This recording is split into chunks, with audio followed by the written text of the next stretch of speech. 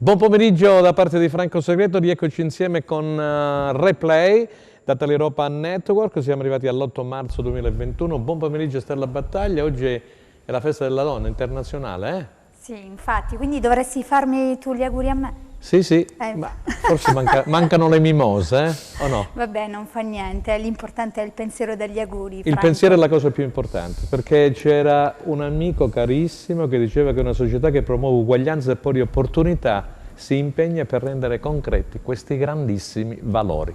Come dargli torto? Allora, parliamo subito di quello che è successo in Serie A. C'è stata questa vittoria del Crotone dopo ben 7 turni, ha regolato con 4 reti a 2 il Torino di Nicola, e poi per quanto riguarda la Serie B ha perso il Cosenza contro il Frosinone, quindi quinta sconfitta interna per la formazione di Roberto Chiuzzi, che al momento rimane sulla panchina del Cosenza, ma secondo me resterà anche per tutto il campionato, poi vi spiegherò il perché insieme agli ospiti. E poi c'è stato praticamente il pari della Regina, che dopo il 3-0 che aveva subito in casa con l'Empoli è andata a pareggiare per 0-0 a Pisa. Poi parleremo anche di quello che è successo in Serie C con questo pareggio di Roselle e della Vibonese per 1-1 interno contro la Casertana e il pareggio esterno delle Catanzaro per 0-0 in quel di Teramo. Allora Stella, io ti cedo subito la parola, ancora complimenti e vai a presentare gli ospiti della giornata. Sì, certo, buonasera a tutti voi, si alza il sipario così come ha detto Franco, di un nuovo appuntamento di Replay, sempre qui su Teleeuropa Network, canale 10 del digitale terrestre. Parlando delle nostre calabresi, ahimè, ci fanno patire con prestazioni in campo negative. Al Marulla il Cosenza contro il Frosinone fa precipitare il risultato dopo il gol di Crecco al 7° minuto, mentre gli Amaranto a Pisa pareggiano, conquistando solo un punto in classifica. Ma vediamo cosa ne pensano i nostri ospiti in studio. Grazie per aver accettato il nostro invito a Giuseppe Milicchio. Grazie a voi. Ciao Giuseppe, è un po' che non ci si vedeva. E grazie anche ad Antonio Clausi, giornalista di Cosenza Channel. Salve a tutti. La parola a te, Franco. Sì, grazie Stella. Allora cominciamo con la prima parte, andremo a dividere quelli che sono gli argomenti più importanti di oggi, la crisi del Cosenza.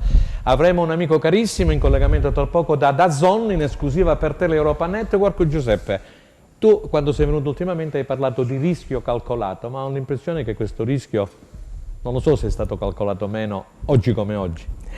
In ogni caso di rischio si tratta, Sì, adesso però ti puoi anche bruciare, caro Giuseppe. Calcolato meno. No, io ho sempre detto che il Cosenza ha una sua strategia e mi pare che la stia portando avanti e la porterà ancora avanti fino alla fine. Cioè è inutile stare lì a dire i 7 giorni, i 3 giorni, il cambio tecnico c'è, non c'è.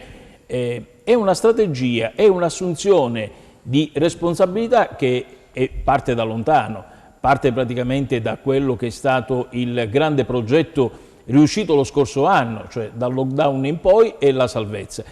Il precampionato, il primo calciomercato, il secondo calciomercato, dove evidentemente in un progetto che è stato studiato si va avanti. Cioè, da questo secondo calciomercato che cosa ci aspettavamo tutti? Un potenziamento dell'attacco, perché quello era il grosso problema di questa squadra, che giocava bene, non faceva risultati e tutti hanno additato il gruppo squadra di questa sua mancanza di forza penetrativa. Andiamo sul mercato e prendiamo 2 giocatori che sicuramente sono dei buoni giocatori, ma non sono quei giocatori che ti possono portare a doppia cifra e ti possono cambiare un campionato. E allora Trotta e Mbakoku giocano poco o non giocano per nulla. Giuseppe, il fatto, io l'ho detto, scusatemi un attimo, sono arrivati 2 giocatori che dovevano essere pronti, almeno uno, l'ho detto a Trinchera io la scorsa settimana, invece sono arrivati Trotta e Mbakoku che dal punto di vista atletico, delle condizioni fisiche, arriveranno praticamente a maggio ad essere, allora, ecco almeno Mbakoku, quando vai a fare i play-out se ci arrivi? Allora ecco perché io ti ho sempre parlato allora dobbiamo essere più realisti del re, allora, tu avevi bisogno di un Ardemagni, l'abbiamo sempre detto, avresti avuto bisogno praticamente di un Dionisi, di un attaccante pronto, ma perché e c'hai ancora l'attacco meno prolifico del campionato. Ma bisogna essere, come tu dici, realisti, più realisti del re, però questi sono calciatori che difficilmente possono approdare in questo momento a Cosenza. E questa è la realtà. E allora a quel punto devi avere quel rischio calcolato, cioè devi sapere di rischiare sapendo anche come uscire da questa situazione. Mi fai dire 30 secondi per Antonio, perché poi dovremmo metterci in collegamento con l'amico Marco Calabresi a DAZN. Vai Antonio. Ascoltiamo con interesse sempre quello che dice Giuseppe. Vabbè, Giuseppe è un navigato, esatto, insomma. Ha usato la parola progetto per definire, come dire, quello che è successo dal post-lockdown in poi. Ti chiedo, non è forse un azzardo utilizzare questo termine? No, non è un azzardo, perché voglio dire, il Cosenza Calcio non fa mai nulla per caso, quindi è progettuale quello che si è portato avanti fino a questo momento.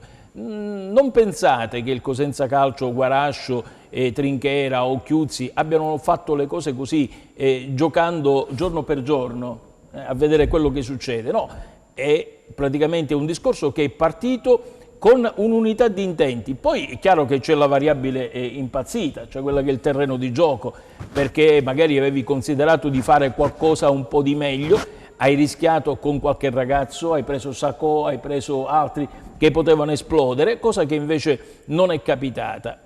La variabile che c'è in questo momento, sai qual è, Antonio? È che praticamente lo scorso anno Chiuzzi ha avuto un grande vantaggio, cioè quello che stava insieme alla squadra. E quando è arrivato nel post-lockdown, cioè quando è ripartito il campionato, lui sapeva pregi e difetti di quello che era il gruppo spogliatoio. Adesso è diverso, a 11 partite dalla fine, lui guarda le cose non più sapendo quello che è il mal di pancia che avevano gli altri e dove si è appoggiato per fare gruppo e vincere.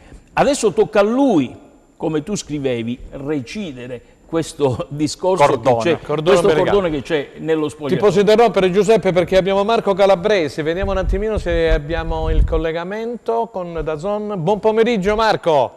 Ciao, buon pomeriggio a tutti. Grazie, Marco, grazie per aver accettato l'invito. Grazie a voi, ci mancherebbe. Marco, allora il tema di oggi di questa prima parte è questa crisi del Cosenza, perché nelle ultime 4 partite sono arrivate 3 sconfitte e la vittoria interna col Chievo, che mi pare che hai raccontato proprio tu, se non ricordo male. Sì. Ma c'ero io, assolutamente. Che succede secondo te a questo Cosenza, Marco? Allora, i numeri per quel che riguarda la fase offensiva sono inequivocabili. Una squadra che io ho contato 11 partite su 27 senza segnare, sono troppe.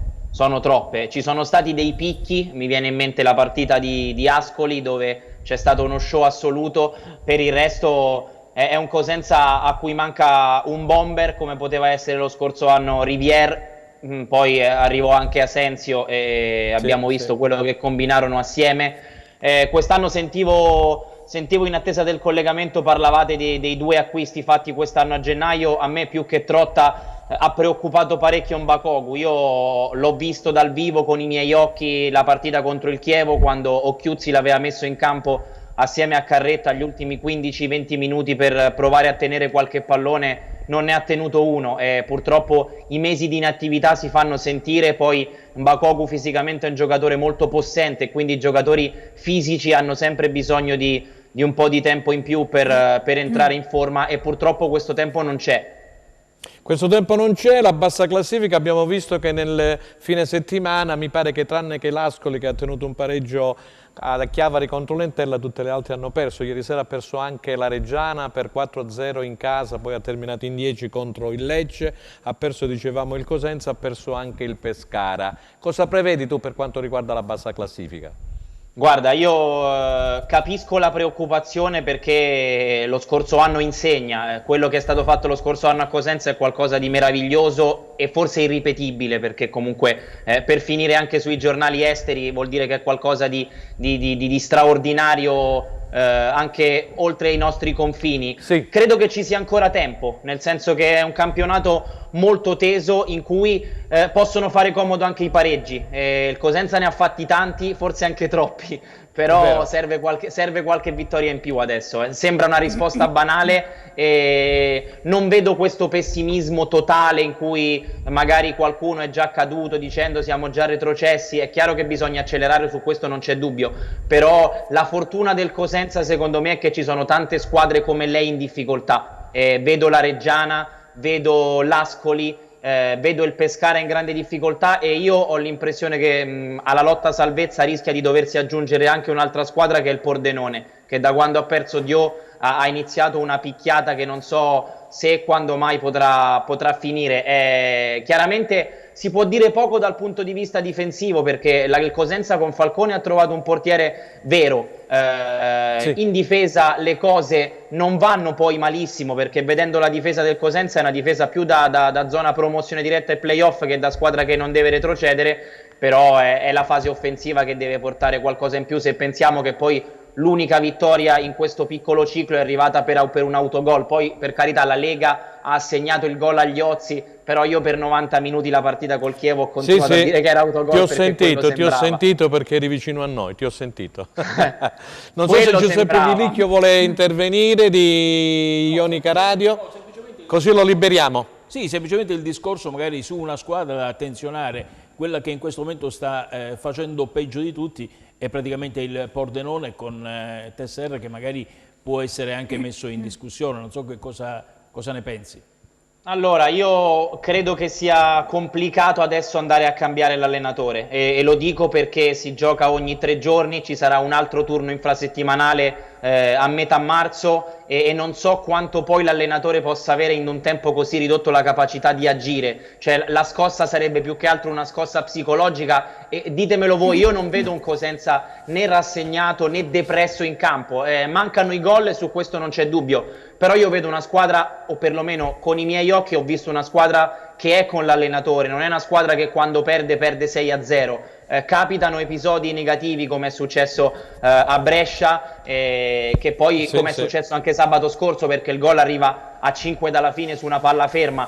Cioè vedo una squadra comunque ancora sul pezzo e se si cambia un allenatore a metà marzo, a 10 giornate dalla fine, quando si giocherà veramente con ritmi forsennati, secondo me il cambio di allenatore dovrà servire per squadre che con la testa hanno mollato, e questa non è la sensazione che ho per il Cosenza. Vedremo quello che succederà sabato, tra l'altro commenterò proprio la Salernitana Cosenza, ci sarai tu per DAZN. Sì, la commenterò io e sono molto curioso, anche perché ricordo la partita dell'anno scorso a gennaio, quando ci fu questo esordio top da parte di Asensio, ma poi il Cosenza si addormentò quasi, lasciando e finì 2-1 per la Salernitana, se non ricordo male. Esattamente, anche la gara di andata, cioè io credo che sia una big la Salernitana e lo sta dimostrando. Anche la gara di andata, finita 1-0 con gol di Tutino, dimostra che il Cosenza può giocarsela, però io mi sono focalizzato su queste 11 gare su 27 senza segnare neanche un gol, è quasi la metà, ed è una cosa che la squadra di Occhiuzzi non può permettersi se vuole restare ancora in B.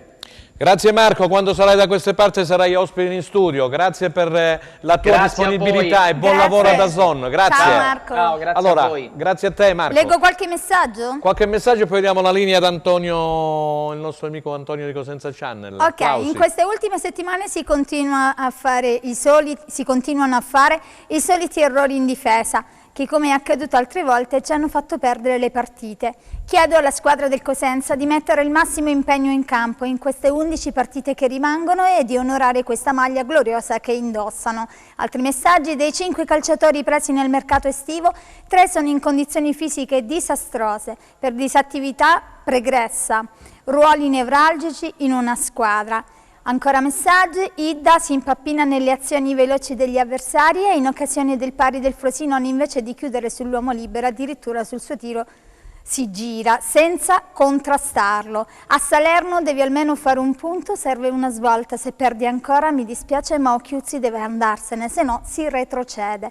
Il Cosenza gioca male, troppi errori tecnici, la palla sembra scottare tra i piedi, sostituzioni spesso inadeguate e diversi calciatori fuori ruolo o fuori posizione. Ancora messaggi: la fortuna di Occhiuzzi e compagnia bella è che il pubblico non può accedere allo stadio, altrimenti, né per allenamenti né per le partite, chiedo io, altrimenti gli facevano una contestazione che se la ricordavano per tutta la vita. Ok. Ripeto quello che vi ho detto per 3 settimane, questo è un altro messaggio: non si vede un gioco per ribaltare le partite e la cattiveria agonistica. Allora Stella, hai letto i messaggi, il numero c'è in sovraimpressione, diamo spazio, pensieri e parole, come diceva Lucio Battisti, all'amico Antonio Clausi. Vai! Beh, possiamo fare qualche aggiornamento, qualche notizia mi pare fresca. che sia stato molto pregnante l'intervento di DAZN di Marco Calabrese, insomma, no? Ha focalizzato il tutto. Qualche aggiornamento riguarda chiaramente la posizione di Occhiuzzi, che non è... Prego, che ce la chiedono in tanti. Sì, non è in discussione, lo avevamo già detto nelle scorse settimane, è stata ribadita al diretto interessato dal Presidente in un paio di colloqui che hanno avuto, i colloqui che hanno sempre, sono stati abbastanza, anzi sono stati molto sereni. Occhiuzzi ha ribadito al Presidente la propria, come dire, convinzione sull'esito positivo a lungo andare. È chiaro che... Quindi praticamente Occhiuzzi parla di un Cosenza diesel, se ho capito bene, come l'anno scorso, a lunga chiaramente gittata. non conosco i dettagli della telefonata, conosco sostanzialmente il contenuto, che non è stato un contenuto, come dire, bellicoso, quindi è stata una telefonata molto come dire, accomodante. Detto questo, è chiaro, a mio avviso, che le prossime 3 partite potrebbero cambiare un attimo le carte in tavola. Con questo non dico che Guarascio cambierà idea, perché spesso e volentieri il Presidente non è, come dire, ha dimostrato che non è Presidente che se non c'è davvero il baratro lì davanti esonera l'allenatore. Quindi le partite contro la Salernitana, ok, si può perdere. Cosa succede? Dopo 3 giorni c'è il Vicenza.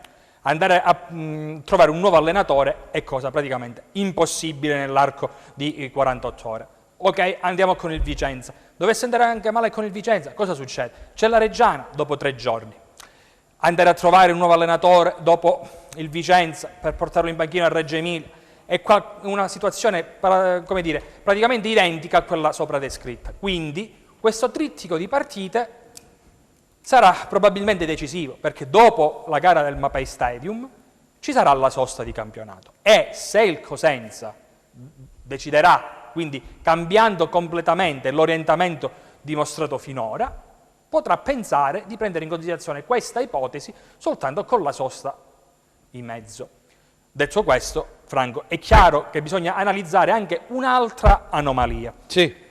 La decisione nel caso di sollevare l'allenatore, che ribadiamo e sottolineiamo a scanso di equivoci, ad oggi non è presa in considerazione, nel caso futuro verrebbe presa chiaramente da Eugenio Guarascio, perché l'anomalia di cui stiamo parlando ormai da inizio campionato, e adesso è chiaro che viene fuori ancora in maniera più marcata, è quella di avere un direttore sportivo che tra un mese e mezzo, perché se non sbaglio a inizio maggio, alla prima settimana di maggio, alla seconda settimana di maggio termina il campionato di Serie B. Sì, sì. Ok, quindi tra un mese e mezzo il contratto del direttore sportivo sostanzialmente si esaurirà.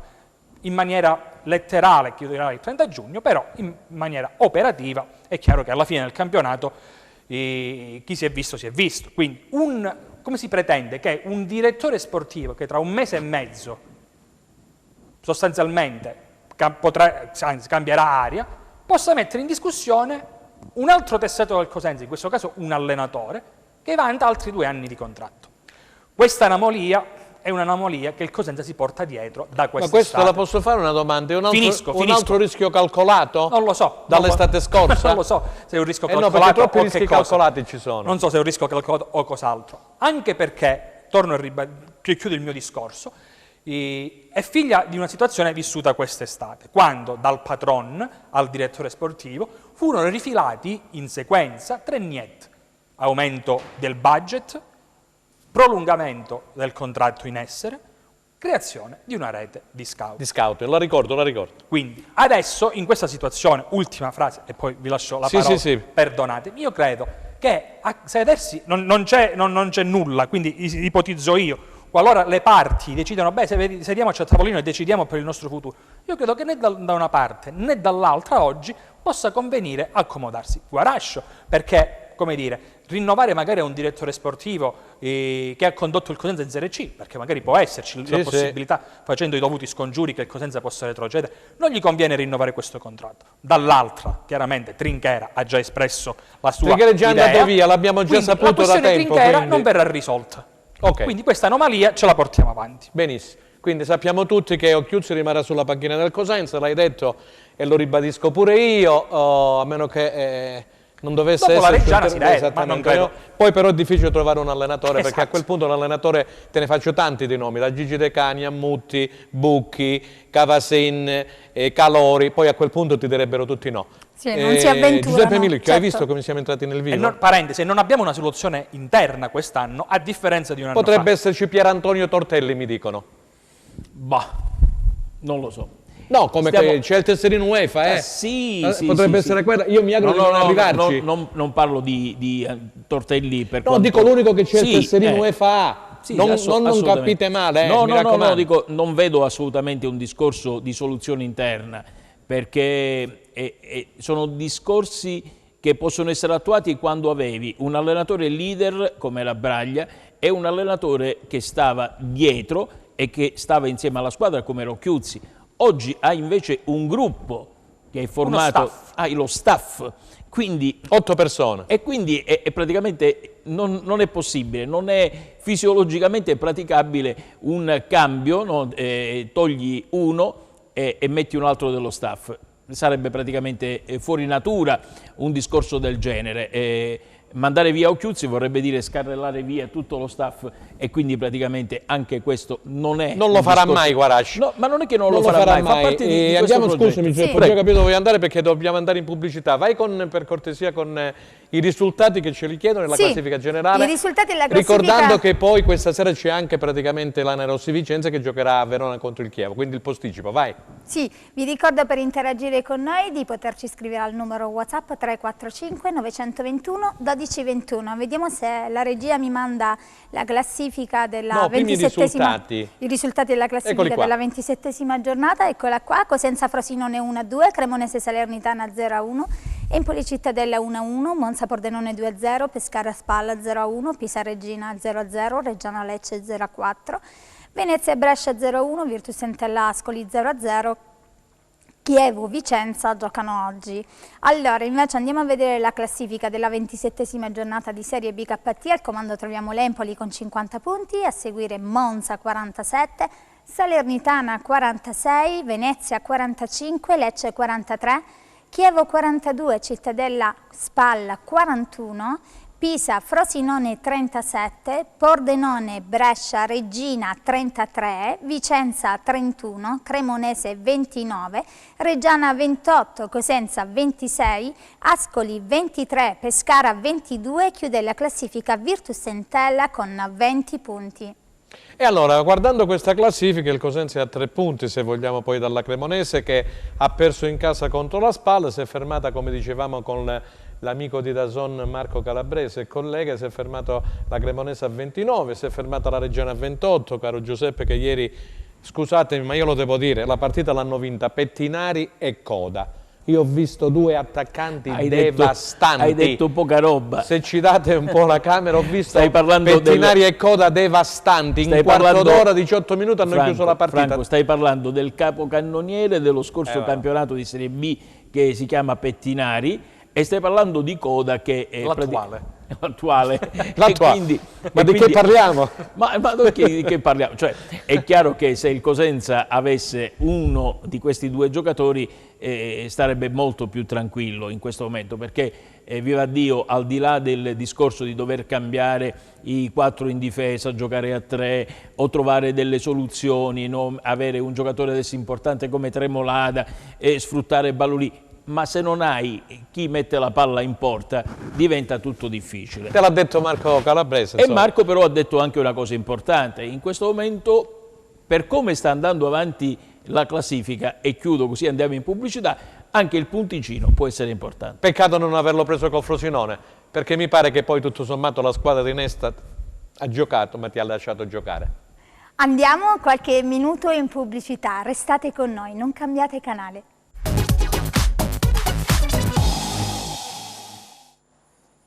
Allora, seconda parte di replay per questo 8 marzo 2021, ci dicono praticamente dalla regia che arrivano tantissimi messaggi, però Carastella molti vengono scremati perché purtroppo si va nel turpiloquio, ci sono gli estremi di querela e di diffamazione, quindi la nostra regia e la nostra redazione i messaggi in cui c'è il turpiloquio non vengono assolutamente, dico assolutamente, presi in debita considerazione. Potete scrivere di tutto, naturalmente, però rimanendo nei limiti di una gestione civile e corretta. Vai Stella. Sì, ok, allora leggo qualche messaggio. Occhiuzzi non fa miracoli, non abbiamo calciatori di qualità. Poi, buon pomeriggio, i più anziani possono prendere in mano la squadra impegnandosi, facendo gruppo, e la salvezza è assicurata. Franco, la parola a te, vuoi presentare... Non lo so se siamo già in diretta con Massimo Taibbi, direttore sportivo della Regina. Buon pomeriggio Massimo. Tutto mansueto, no? Ma sai, io non t'ho visto. Pronto? Pronto Massimo, ci sei? Pronto? Pronto? Vabbè. Torniamo in studio, forse non abbiamo il collegamento giusto con Massimo Taibbi, vediamo se ci ascolta. Magari era impegnato in un'altra comunicazione. Conversazione, sì. Ok, allora, buonasera, ma perché parlate di Occhiuzzi e non parlate degli errori del Presidente? Poi, sono un ex calciatore, dico al tecnico del Cosenza che se vogliamo provare a fare il risultato a Salerno deve fare un gioco con il 4-3-3. Vai Stella, vedi se c'è Taibbi. Direttore Taibbi, è in linea? Pronto direttore? Da oggi. Pronto direttore? Basta vino, basta dolce. Ok, allora va bene. No, c'è una sovrapposizione di telefonate, allora ritorniamo in studio.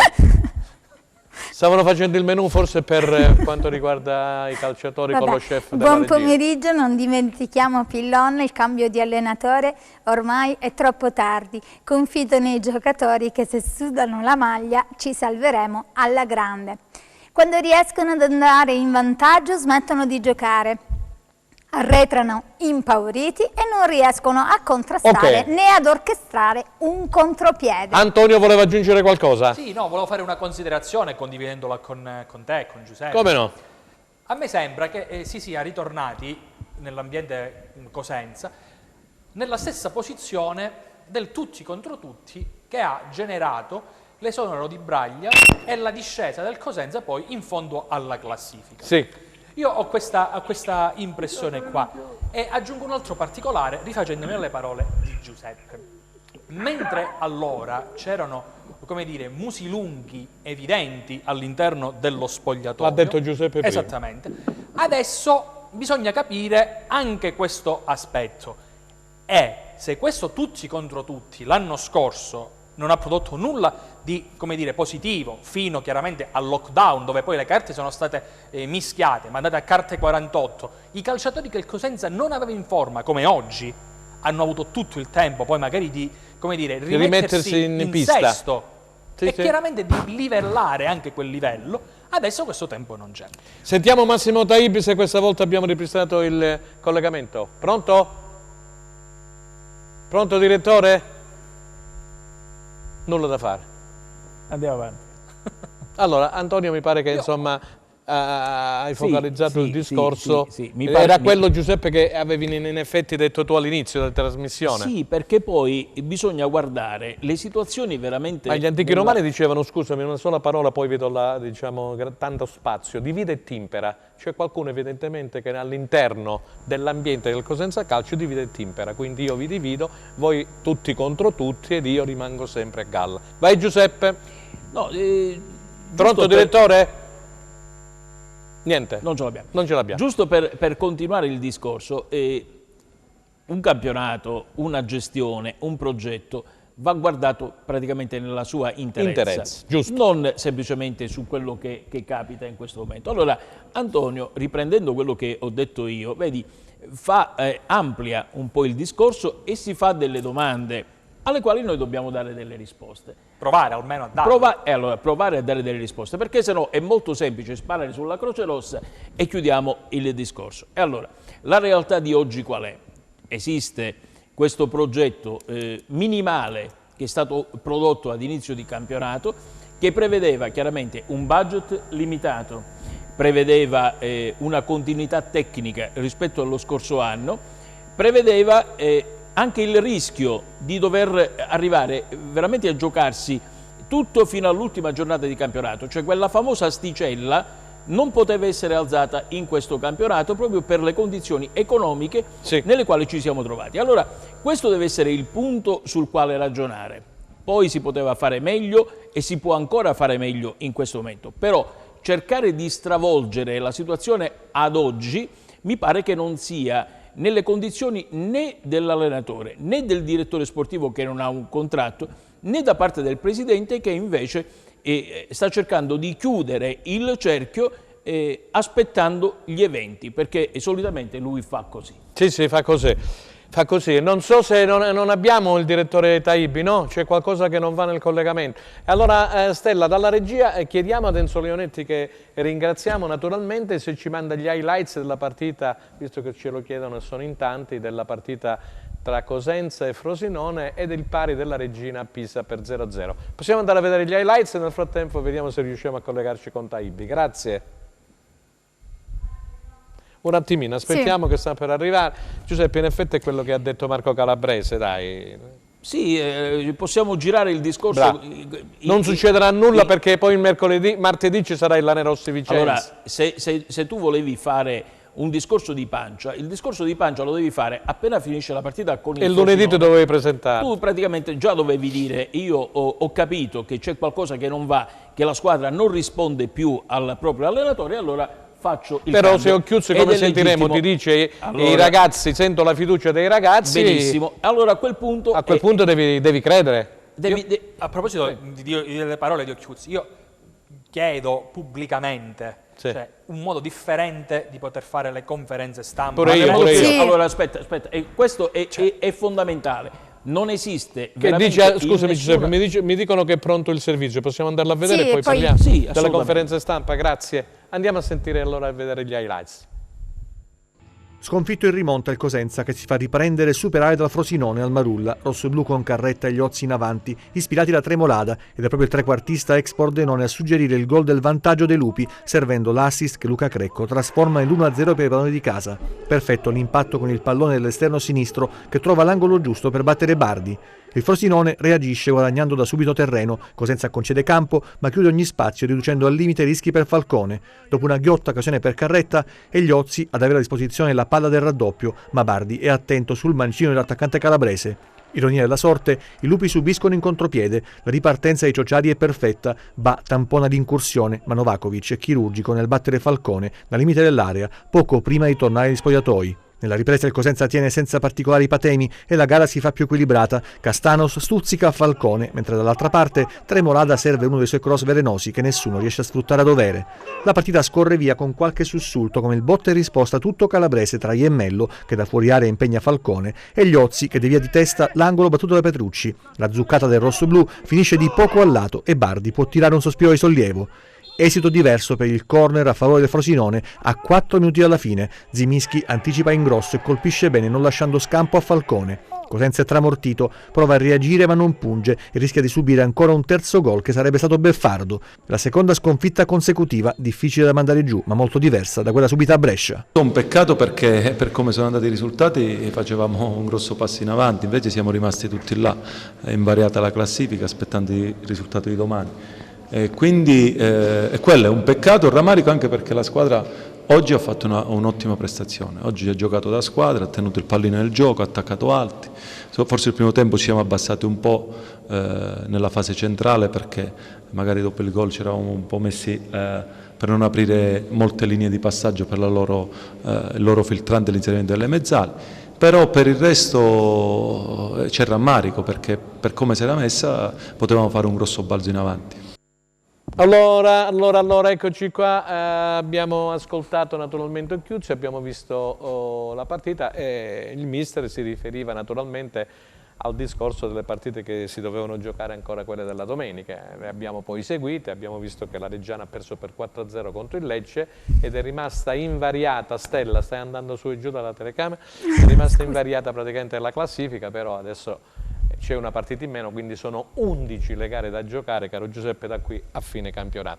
Stavamo parlando della conferenza stampa, ecco, sì. Scusate se in generale tutte le conferenze stampa. stampa. Le conferenze stampa del Cosenza, sì. Quindi io chiedo pubblicamente che si possa trovare un modo interattivo per poter partecipare, nel senso che postare domande, come dire, fredde su WhatsApp poi non dà quelle risposte dinamiche che ci auspichiamo ricevere. Il famoso contraddittorio. Esattamente, anche perché qualora qualcuno di noi non fosse d'accordo con ciò che viene risposto, potrebbe controbattere. Questo non avviene. Io personalmente purtroppo non partecipo a queste conferenze perché non gradisco molto questa metodologia. Quindi chiedo se si può cambiare qualcosina e renderle magari interattive, ci sono tante piattaforme.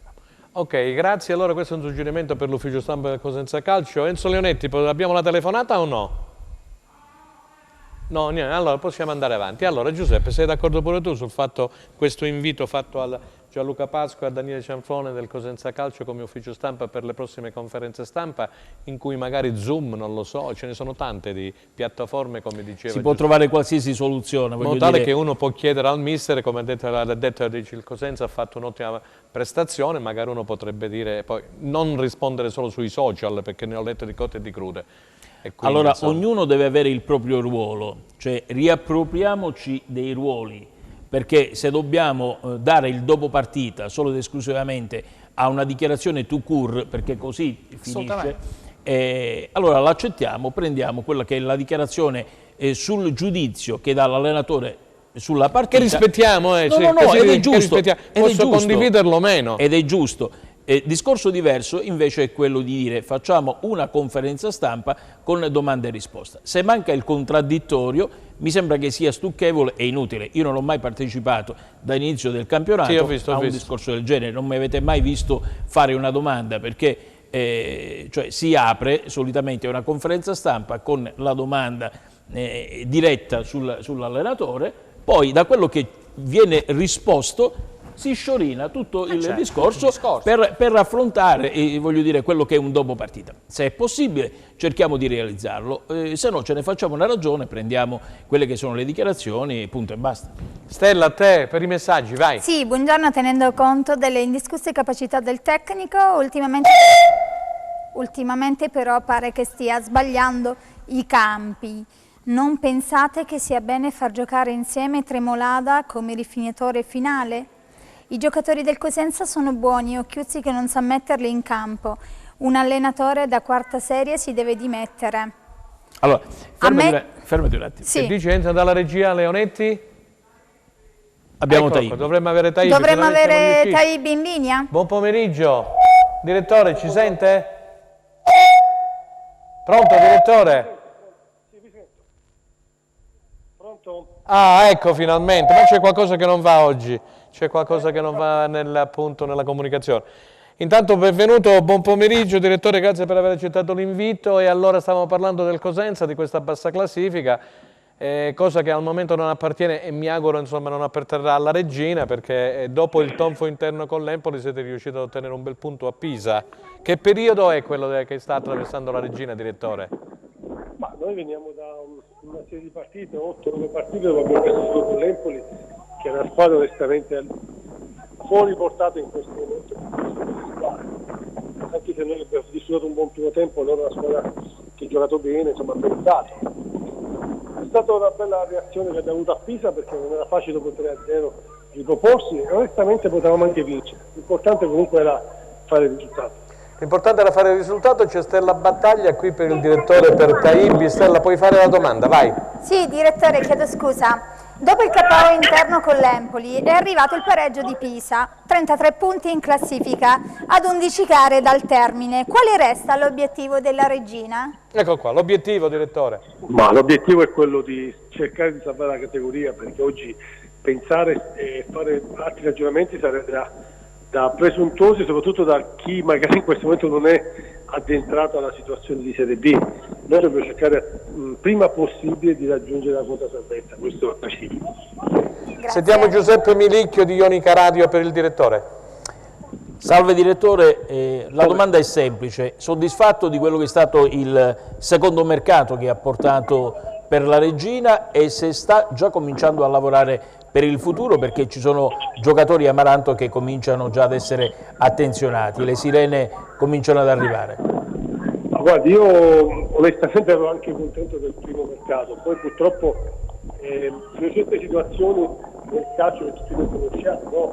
Noi abbiamo avuto in 2 o 3 mesi tutto quello che una squadra può avere in un anno solare, tra infortuni, squalifica, rigori sbagliati, tutto in 2 mesi, sono stati veramente, mi ricordo anche alla sera con Cosenza, ad esempio un gol regolare che poi ci ha dato rigore, insomma tutte situazioni che ci hanno un po' danneggiato. Chiaro che poi a gennaio ho cercato di ripristinare, cercare di impulsare e prendere qualche giocatore che forse poteva dare qualcosa in più a livello di esperienza, ma soprattutto anche un mix dei giovani che avessero un po' di gamba. A oggi devo dire che l'abbiamo indovinato, però dobbiamo aspettare fine campionato per poter dire se abbia fatto bene. Poi per il futuro mi sto muovendo, perché sono un direttore, un orecchio deve sempre averlo. Vabbè, è normale, insomma, siamo a marzo, è giusto che sia così quando una società vuole programmare. Ma un orecchio un occhio, perché l'altro serve per il campionato di quest'anno, perché non raggiungiamo la matematica possiamo fare il discorso. Direttore, a quanti punti ci sarà secondo te la salvezza? Ma guarda, secondo me bisogna aspettare 2 o 3 partite per vedere i punti, perché fino a un mese fa sembrava molto più alta. Sì. Poi si è abbassata perché qualche squadra poi comincia a perdere punti. Io credo che fra 2 o 3 domeniche si può comunque individuare in linea di massima quale possono essere i punti necessari per poter trovare. Sentiamo Antonio Closi e poi lasciamo libero il direttore. Direttore, salve, buon pomeriggio. Salve. Volevo chiederle, guardando alle spalle della Regina, a suo avviso, dando, come dire, anzi, possono dare le 3 formazioni dietro il Cosenza spacciate o secondo lei ancora è presto? Ma guarda, la Serie B l'anno scorso il Cosenza ha dimostrato, non c'è niente di scontato fino alla fine. Finché la matematica non ti condanna, io credo che sia giusto, ma anche chi deve vincere il campionato, non solamente chi lo sta per procedere. Io credo che bisogna stare attenti in Serie B a dare per spacciato o per vittoriose le squadre, finché la matematica non dà questo, perché è un campionato, ripeto, imprevedibile, per cui adesso ancora è prematuro dire che le squadre dietro siano condannate. Grazie direttore, in bocca al lupo per la prossima partita, che ci sarà il Monza di Galliani al Granillo, giusto? Ok, grazie. Caduta la linea, allora abbiamo salutato il direttore e Massimo Taibi della Regina. Allora Stella, c'è qualche altro messaggio? Così sì, ce ne sono tantissimi, non riusciamo a leggerli tutti, però ne leggo qualcuno. A volo subito, perché dobbiamo andare a Crotone, questa bella vittoria del Crotone sul Torino, vai! Allora, l'errore risale all'Esonero di Braglia, allenatori vincenti ce ne sono pochi, giocatori mediocri quanti ne vuoi. Bravi giornalisti, diciamoci la verità senza girarci intorno, quest'anno non abbiamo giocatori da Serie B. Poi, sera vorrei chiedere al dottor Milicchio dove è finita la passione di noi cosentini. Non abbiamo mai, e dico mai, abbandonato la nostra gloriosa squadra, neanche in Serie D. E adesso, con ancora 11 partite, sembra che abbiamo mollato tutti. Dobbiamo crederci, non è mai detta l'ultima parola. Salve, vorrei fare una domanda al giornalista Clausi. Antonio, questa domanda è per te. Secondo te, con il contratto triennale Occhiuzzi, il tecnico alla fine della stagione, salvando o retrocedendo il Cosenza, avrebbe il coraggio di andarsene o restare lo stesso? Facciamo rispondere Antonio a volo e poi andiamo a Crotone. Io sono del parere che chiunque abbia un contratto non debba mai sostanzialmente strapparlo. Ah sì? Succede nel calcio. Però io non vedo perché bisogna strappare i contratti. Su questo sono d'accordo. Quindi al posto di Occhiuzzi mai e poi mai strapperei quello che ha concordato con il Presidente ad inizio anno. Se sarà B, come ci auguriamo, sarà B, altrimenti se lo terranno in Serie C il Cosenza Calcio. Buon pomeriggio alla nostra Claudia Berlingeri, Gazzetta del Sud, Crotone. Ciao Claudia.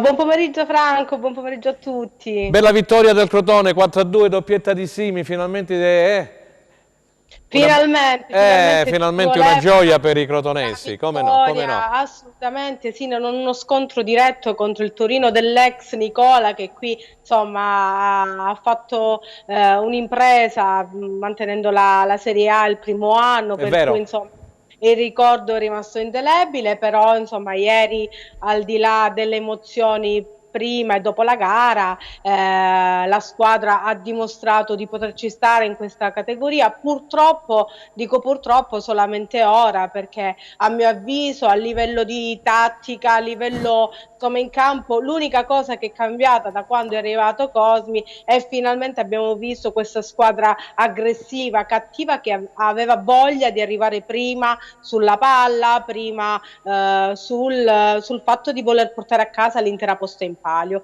cosa che a mio avviso era venuta a mancare nelle giornate precedenti. Cosmi sembra avere trovato la quadra, a differenza di quanto aveva fatto Stroppa, e ora insomma, nonostante l'impresa sarà ardua, perché parliamoci chiaramente, siamo a 15 punti, il Cagliari è a 21, per cui insomma 22, per cui insomma l'impresa è sicuramente in salita, però non si trasformano questi ultimi mesi in un calvario, in una lenta agonia come si stava prospettando. Invece questa squadra ha dimostrato di avere cuore, di avere carattere, e permettetemi di dire, finalmente ieri si sono rivisti i tifosi prima della gara, perché purtroppo con questo Covid squadre piccole come le nostre ci hanno rimesso tanto. Quindi ieri è stata una bella vittoria, sì, è vero, contro il Torino. C'è Antonio Clausi e poi un'ultima domanda che farò io, non so se Giuseppe vuole intervenire, e poi liberiamo Claudia. Vai! Ciao Claudia, buon pomeriggio. Ciao, buon pomeriggio. Ma cosa è successo con UNAS? Ho letto qualcosa di poco piacevole, purtroppo. Ti riferisci in campo o fuori? Perché no, fuori, sui social, l'ho letto. Sì, ha ricevuto dei messaggi pesantissimi, proprio delle minacce di morte, sì. E quindi insomma è davvero una cosa incredibile, perché insomma, sì, la pericolosità in campo, un bel giocatore, però insomma messaggi del genere sono davvero, stiamo parlando. Ma dove è nata la situazione, Claudia? Da dove è nata? No, sui social. Lui su Instagram ha anche denunciato il fatto di avere ricevuto questi messaggi, ma proprio pesanti, di morte, di gente che gli augurava la morte o di affogarsi, proprio la morte, e quindi insomma dopo il bel gol di ieri, ma permettetemi di dire, non solo il bel gol, ma anche la bella prestazione, perché ha fatto davvero girare la testa ai calciatori del Torino, per cui magari loro non se l'aspettavano, però al di là di tutto, una cosa sono i giocatori in campo, un'altra cosa sono magari i tifosi, non so se fossero del Torino, perché poi chiaramente ci sono anche dei nickname dietro i quali ce ne sono tanti. I famosi leoni. I famosi leoni da tastiera, sì. No, secondo me non sono neanche leoni da tastiera, mi viene un termine ma non lo posso usare in TV, quindi evito, però insomma davvero ne ha ricevuti così tanti di complimenti, ma altrettanti pesantissimi, che spero andrà a denunciare perché davvero sono cose inammissibili. Claudia, allora poi si giocherà, mi pare, venerdì all'Olimpico contro la Lazio, prossimo turno del Crotone, giusto? Sì, e allora un grosso in bocca al lupo alla formazione di Serse Cosmi, al Crotone. Speriamo che la squadra possa tornare dall'Olimpico di Roma appunto con un risultato positivo. E grazie Claudia, sempre disponibile, grazie, buon lavoro. Buona continuazione. Grazie. Stella, torniamo a bomba, vai. Sì, certo. Allora, se Trotta era un buon giocatore, non cambiava 2 squadre all'anno. Caro Franco, purtroppo quest'anno il mercato di gennaio è fallimentare, in quanto sono venuti giocatori non pronti e dobbiamo ringraziare Falcone, che in ogni partita compie 4-5 miracoli. Al Cosenza servivano al calciomercato di gennaio attaccanti già pronti, non attaccanti che si sono visti non pronti e magari quando andranno in forma sarà troppo tardi. Forza Lupi sempre.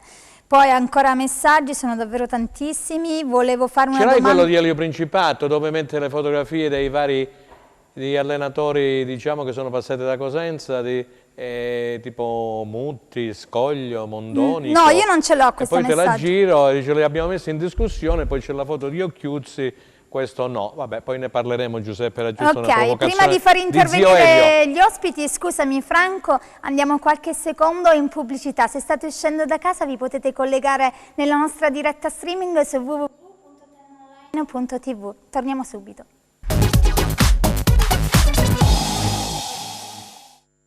E allora, terza ed ultima parte di Replay, Giuseppe, stavamo appunto disquisendo su questa situazione. Poi ti faccio una bella carambata, sai? Sì, la Adesso faccio una bella carambata. La parte più interessante della trasmissione probabilmente è la parte più interessante l'abbiamo lasciato Carastella in suspense proprio da qui a qualche minuto, perché avremo poi un ex allenatore del Cosenza, vedremo come pensa ex direttore soprattutto. Ex direttore, quello che pensa di questa situazione del Cosenza Calcio, come ci si fa a salvare, qualche consiglio lo può dare, no? Di Marzo. Ma ci mancherebbe altro, se non lo dà il grande maestro nessun altro può intervenire da questo punto di vista. Ma dicevamo, forse le cose più interessanti le diciamo quando siamo nel fuori onda, è no? Vero, a telecamere spente. A telecamere spente si dicono quelle verità che magari pensiamo, diciamo, edulcoriamo, non siamo magari poi così diretti. Invece rendiamo partecipe anche gli amici che ci seguono da casa su quello che ci stavamo praticamente dicendo su quelle che sono le possibilità. Allora, diciamo che il Cosenza poi alla fine, proprio con un campionato che comincerà,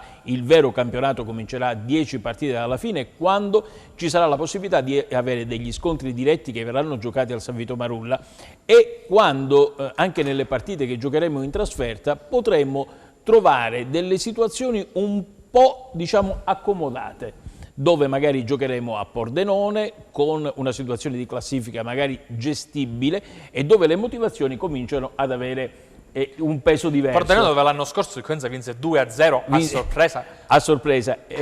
Adesso magari potremo trovare un Pordenone un po' più distratto. Si gioca a Lignano Sabbiadoro, saremo già praticamente con una primavera avanzata. Insomma, sono tutte quelle condizioni che dovremmo sfruttare da qui alla fine, compreso tifiamo Empoli, perché dobbiamo andare Monza pure, tifiamo vabbè, l'Empoli, insomma, penso per che chi ormai deve vincere il campionato, perché se andiamo a festeggiare sarà un problema poi di motivazioni, Giuseppe. Assolutamente. Si parlerà di problema di motivazioni. Buon pomeriggio a Gianni Di Marzio, ecco la carambata.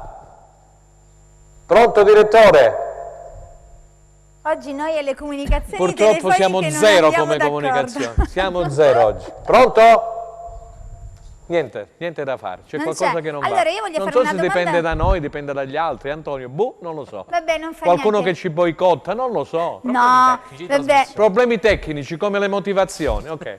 Franco, come le motivazioni. I problemi tecnici ci possono essere ma ce ne sono stati troppi oggi. In uno studio televisivo.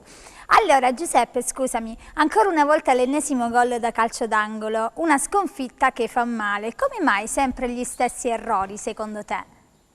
Perché strutturalmente questa squadra ha delle deficienze da questo punto di vista. Considera anche che c'è veramente poco tempo per oliare i meccanismi, perché si è giocato nell'ultimo mese con il calciomercato, con le sostituzioni di calciatori, in tempi veramente molto brevi. Allora, o fai scarico, o fai tattica, abbiamo cambiato da 4 a 3, la difesa siamo ritornati adesso a 3, o ti dedichi magari a fare quelli che sono degli allenamenti specifici, magari sul calcio d'angolo, sulla palla inattiva. Non è semplice, lì ci vuole un leader che probabilmente all'interno di questa difesa non c'è. Manca. Vediamo se abbiamo il direttore Gianni Di Marzio in linea. Gianni, ci sei? Certo che ci sono. Oh, che bella carambata! Grande Gianni, buon pomeriggio. Grazie, anche te Franco. Gianni, vediamo se fai anche tu come ha fatto Franco. Non devi farmi gli auguri in diretta? Per la festa della donna internazionale? Ti devo mandare anche dei fiori. Bravo. Grazie. Le mimose, Gianni, poi ci saranno le mimose tipo Sanremo che consegneremo alla nostra Stefano. Sto scherzando. Gianni, stavamo parlando qui con Giuseppe Milicchi e con Antonio Clausi di Cosenza Channel della situazione del Cosenza. Oggi abbiamo intitolato La crisi che sta attraversando il Cosenza. Assodato che Occhiuzzi per il momento non si muove, abbiamo spiegato i motivi anche di Guarasci eccetera. Tu che sei un grande esperto di queste situazioni sia di alta che di bassa classifica, insomma, che consiglio puoi dare? Come vedi la situazione attuale del Cosenza? Ma il consiglio, io posso esprimere il mio pensiero. La tua idea, esatto. Perché i discorsi andavano fatti già al mercato, capito? Tutto a origine dal mercato di gennaio, dove effettivamente forse bisognava fare qualche sacrificio in più per tentare di poter prendere qualche attaccante più in condizione di risolvere il problema, perché se uno sostanzialmente c'è il raffreddore ha bisogno di prendersi l'aspirina subito, non è che deve aspettare il tempo per recuperare i giocatori che poi sostanzialmente sono anche dei buoni, degli ottimi giocatori, ma se non sono ancora in condizioni diventa un problema. Allora questo problema bisogna risolverlo chiaramente con gli allenamenti e cercare di lavorare nel cervello, perché a questo punto non è che tu puoi andare a comprare degli altri giocatori, devi risolvere il problema cercando intanto di fare risultare a Salerno, che è una cosa importantissima. Dobbiamo ritornare indietro negli anni dove veramente siamo andati a fare una battaglia a Salerno, ecco, ritornare lì, rimboccarsi le maniche e fare veramente la guerra, perché Salerno diventa una tappa determinante secondo me per il futuro del Cosenza, dell'allenatore, dei giocatori, di tutti, perché la classifica purtroppo piange. I tempi si restringono e c'è poco da fare, quindi la prima cosa è il risultato di Salerno.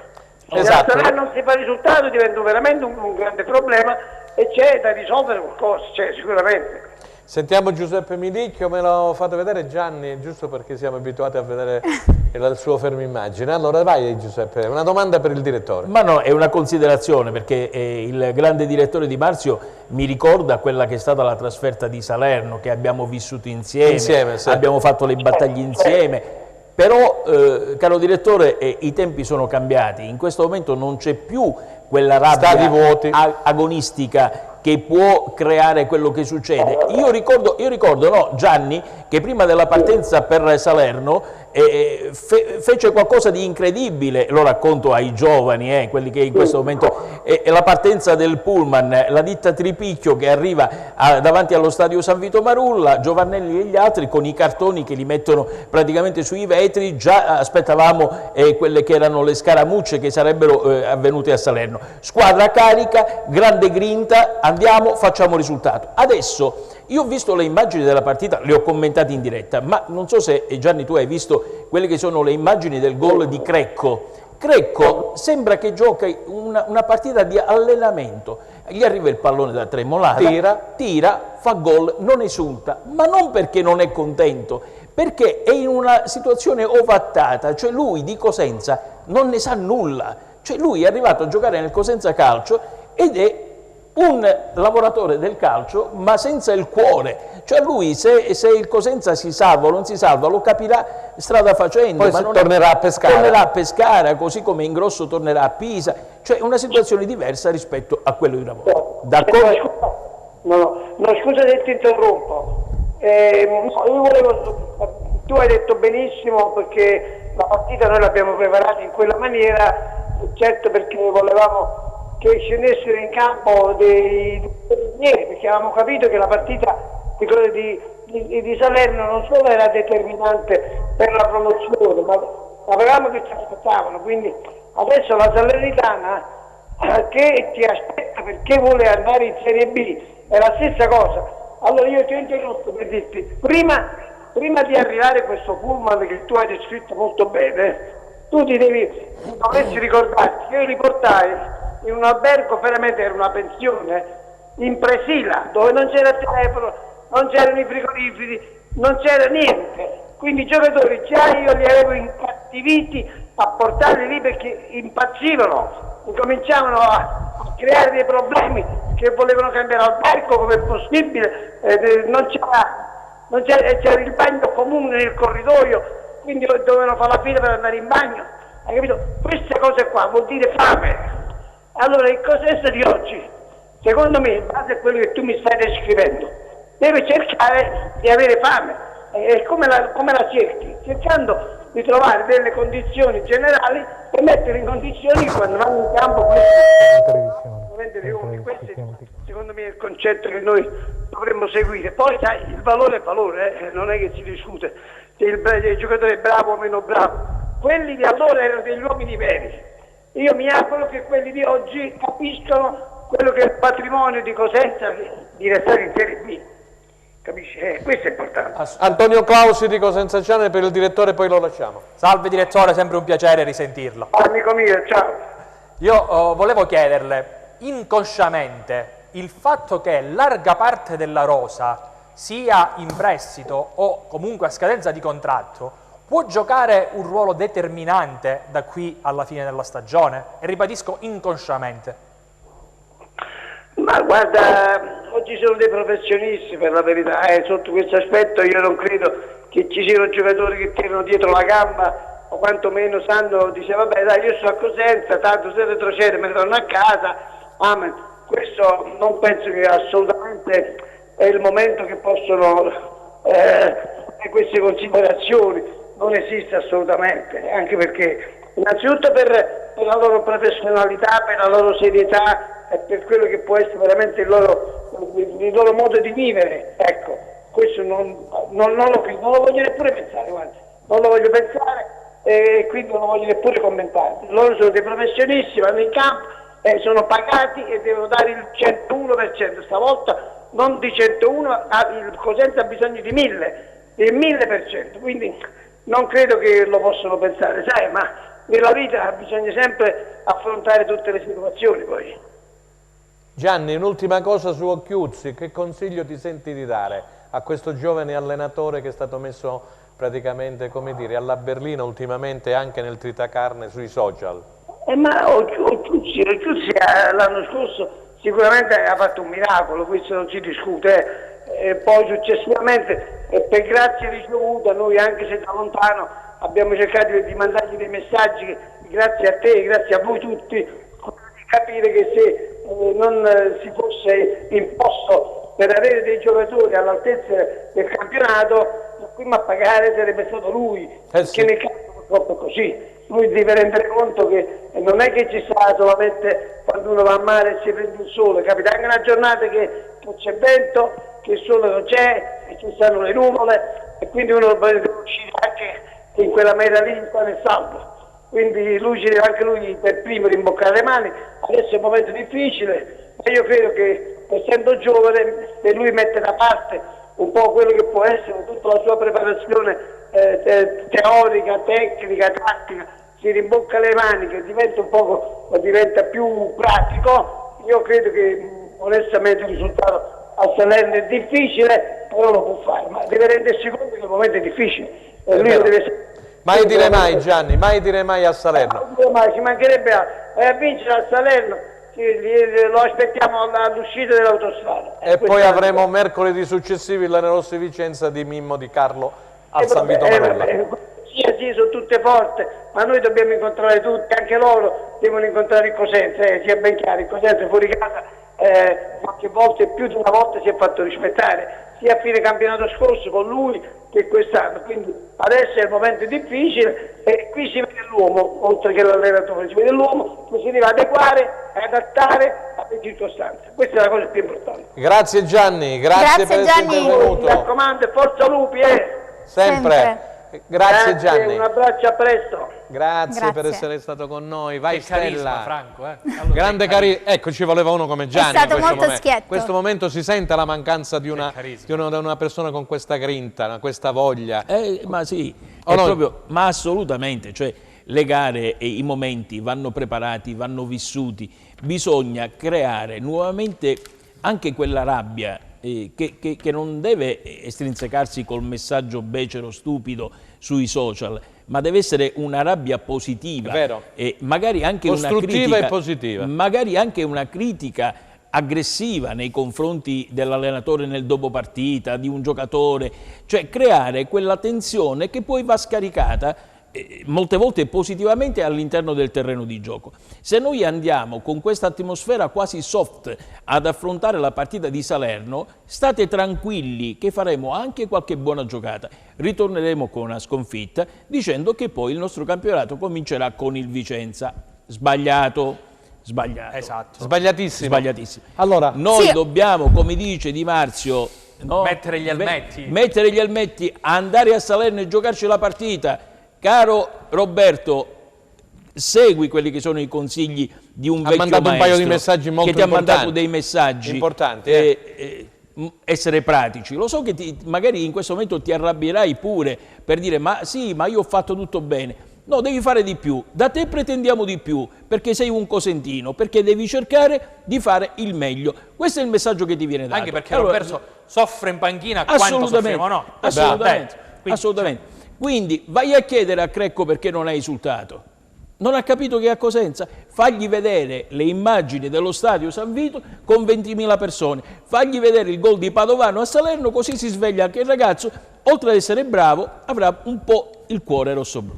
Stella Battaglia. Sì, ho una domanda per Antonio. Antonio, ottimizzare al meglio l'impianto di gioco, ha affermato il mister in un'intervista. Secondo te cosa intendeva dire? Ottimizzare, vabbè. Farlo rendere al massimo. Vado al massimo, Vasco Rossi. Se andiamo con il significato della parola, No, sì, ma secondo me... Io credo che dal punto di vista tecnico lui intendesse dire che con gli uomini che ha, a suo avviso, il sistema di gioco, quindi parlo del 3-4-1-2, è quello, il vestito che maggiormente gli si addice di più. Poi lui spesso e volentieri ha differenziato, parlando di idee, di concetti e di moduli. Quindi anche quando lui per un paio di giornate, se non sbaglio, è passato al 4-3-1-2, ha sempre ribadito, ha sempre evidenziato che le idee però rimanevano inalterate. Quindi ottimizzarlo vorrei capire anche io, ecco, tornando a raffica sul fatto delle conferenze, magari poteva essere una controdomanda. Ma è normale che se ritorniamo a quel discorso della conferenza, è normale che se non c'è il contraddittorio, no? Finisci per parlare come se fossi a Coverciano, cioè mi parli dei quinti. Giuseppe, qui dicono che c'è qualcuno che dice che la colpa, compreso Leo Principati, è del direttore sportivo Trinchera per aver portato a Cosenza la maggior parte dei giocatori in prestito. Può influire tutto questo, no? Secondo te? Ma questo fa parte di un progetto. Io non penso che il direttore sportivo vada a fare la spesa cosciente di sbagliare. Vuole sbagliare il meno che possibile. può. No, soprattutto prende ciò che può prendere. Ma anche perché, voglio dire, Anto, tu quella famosa busta ce l'hai sempre, no? Ce l'ho. Ce l'hai sempre. Quindi le intenzioni di Trinchera, per esempio lo scorso anno, era in quella busta. C'era scritto il nome di un calciatore che lui voleva prendere. La busta è rimasta lì, il calciatore non è arrivato. Chiamiamoci subito la Serie C, risultati e classifica, dicevamo di due pari. La Vibonese ha pareggiato per 1-1 contro la Casertana, ha pareggiato invece in trasferta il Catanzaro a Teramo per 0-0. Senzo Leonetti dalla regia ci rimanda, così vediamo i risultati, Carastella, con la relativa classifica generale. 29esima giornata di Serie C, Avellino Paganese 2-0, Bari Potenza 0. Questo Avellino di Braglia sta andando forte, E come? Subito dietro la Ternana c'è l'Avellino. Ognuno deve avere la sua categoria. Bravo. Avellino Paganese 2-0, Bari Potenza 0-2, Bisceglie Catania 0-3, Palermo Juve Stabia 2-4, Teramo Catanzaro 0-0, Turrissi Foggia 1-3, Vibonese Casertana 1-1, Virtus Francavilla contro Ternana 1-1, Viterbese Monopoli 2-2. Andiamo a vedere la classifica. Al comando troviamo la Ternana con 63 punti, a seguire l'Avellino 56, Bari 52, Catanzaro 45, Catania 43, Juve Stabia 40, Foggia 40, Teramo 39, Casertana 37, Palermo 36, Viterbese 34, Monopoli 32, Virtus Francavilla 31, Turris 31, Potenza 27, Vibonese 26, Paganese 24, Bisceglie 21, chiude la classifica la Cavese con 16 punti. La parola a te, Franco. Quarto posto per il Catanzaro, Roselle con la Vibonese invece in zona play-out.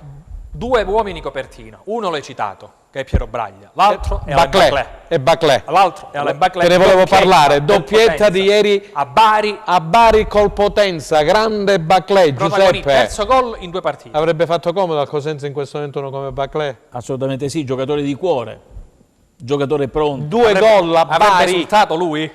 Non avrebbe esultato, avrebbe 2 volte esultato. Con la capriola. Avrebbe portato il pallone a casa, insomma, sono quei giocatori che poi alla fine rimangono legati a un ambiente perché erano entrati proprio nel meccanismo della città. C'è stato un periodo che è stato infortunato, tra le altre cose. Sì, assolutamente, però adesso è ritornato ad essere un giocatore della giusta categoria.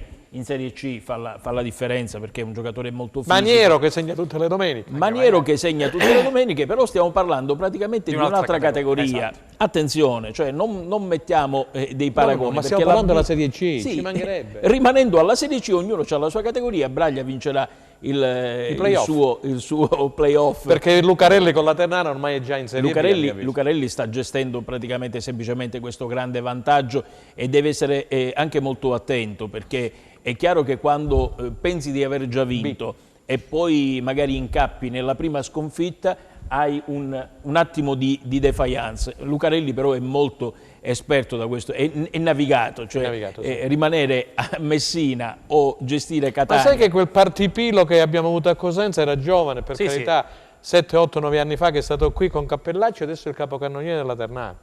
Partipilo, te lo ricordi? Assolutamente sì. Quindi ne sono passati ma negli anni scorsi anche altri calciatori che a Cosenza sono stati meteori. Per esempio, Chinellato negli anni scorsi. Dicevi Giuseppe Liotti. Ah, Liotti, come no? Quello della Regina. Della Regina. Non avevo capito bene. È arrivato. Liotti qui siamo un po' distanti Liotti, per le misure anti-Covid, quindi non sento bene. Lui arrivò a Cosenza, giovanissimo ragazzino del Catania, e faceva parte di quella squadra dove c'era Fiore e tutto il suo entourage. Andiamo a vedere il prossimo turno, Giuseppe, così lo facciamo leggere a Stella, vediamo... Sì, troveremo in campo venerdì 12 marzo Cittadella Pisa, Spal Virtus Entella. Dopodiché sabato 13 marzo troveremo alle ore 14 che giocheranno in campo Ascoli Venezia, Cremonese contro Reggiana, Frosinone contro Brescia, Lecce Chievo, Pordenone Pescara, Regina Monza, mentre alle ore 16 avremo Salernitana contro Cosenza. Benissimo, allora alle 16 la Regina giocherà prima contro il Monza. Vogliamo dire due parole di questa, siamo sui titoli di codo quasi, di questo Salernitana Cosenza, Giuseppe? Gara difficile. Castori ha fatto una dichiarazione, io voglio andare in Serie A, come è successo col Carpi, quindi ha mandato un messaggio a tutti i naviganti della B.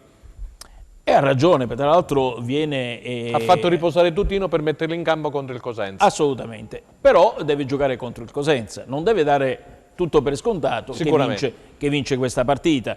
È chiaro che proprio queste gare possono diventare quelle più difficili.